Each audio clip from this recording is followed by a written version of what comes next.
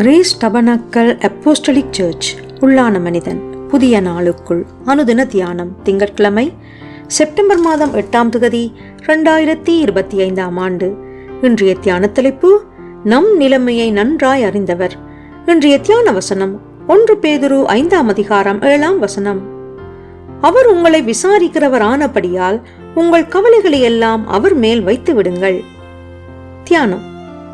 ஒரு தாயானவள் குறிப்பிட்ட அலுவலாக வெளியே செல்ல வேண்டி இருந்ததால் தன் குழந்தையை பராமரிக்கும் படிக்கு வீட்டில் இருந்தவர்களிடம் கூறிவிட்டு சென்றிருந்தாள். சொற்ப நேரம் கழித்து அக்குழந்தையானது அழ ஆரம்பித்து விட்டது. குழந்தையின் அழுகையை நிறுத்தும்படிக்கு அங்கிருந்தவர்கள் பற்பல காரியங்களை செய்தார்கள். குழந்தையின் கவனத்தை மாற்றுவதற்கு குழந்தைக்கு பல விளையாட்டுப் பொருட்களை கொடுத்தார்கள். ஆனால் குழந்தையோ இன்னும் அதிகமாக அழுது கொண்டிருந்தது. மதிய வேளையிலே தாயானவள் வீடு திரும்பியதும் தன் குழந்தையின் தேவை இன்னதென்று அறிந்து தன் குழந்தையை ஆற்றி தேற்றினாள்.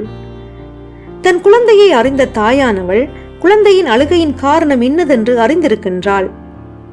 உலகிலே வாழும் எல்லா மனிதர்களுக்கும் தேவைகள் உண்டு. பேச முடியாத மழலை தன் தேவையை அழுகையின் வழியாக வெளிக்காட்டுகின்றது. ஆனால் மனிதர்களோ தங்கள் தேவைகளை குறித்து கவலை அடைந்து அவைகளை சந்திக்கும்படிக்கு அதிகமாக பிரயாசப்படுகின்றார்கள். சில வேளைகளிலே அந்த பிரயாசங்களுக்கு ஓய்வில்லாமல் போய்விடுகின்றது. அதனால் மன அழுத்தம் அடைந்து அது திருப்தியோடு வாழ்ந்து வருகின்றார்கள். அக்குழந்தையை தேற்றும்படி பலர் முயற்சி செய்தது போலவே இந்த உலக தத்துவங்களும் ஆலோசனைகளும் இருக்கின்றது. அவைகளில் சில மனிதர்களுடைய கவனத்தை அவர்களுடைய தேவைகளில் இருந்து வேறிடத்திற்கு திருப்பி விடுகின்றது. ஆனால் தேவைகளோ சந்திக்கப்படவில்லை. அதை சந்திப்பதற்கு வழியும் தெரிவதில்லை. தேவைகளோடு இன்னும் அதிக பாரத்தை தங்கள் மேல் ஏற்றி விடுகின்றார்கள்.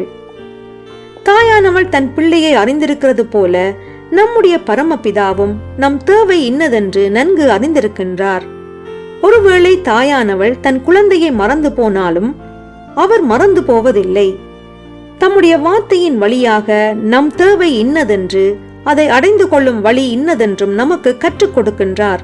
எனவே அவருடைய வாழ்வு தரும் வார்த்தையை வாசித்து தியானியுங்கள். அத்தோடு விட்டுவிடாமல் தியானித்தவைகளை வாழ்க்கையிலே நடைமுறைப்படுத்துங்கள்.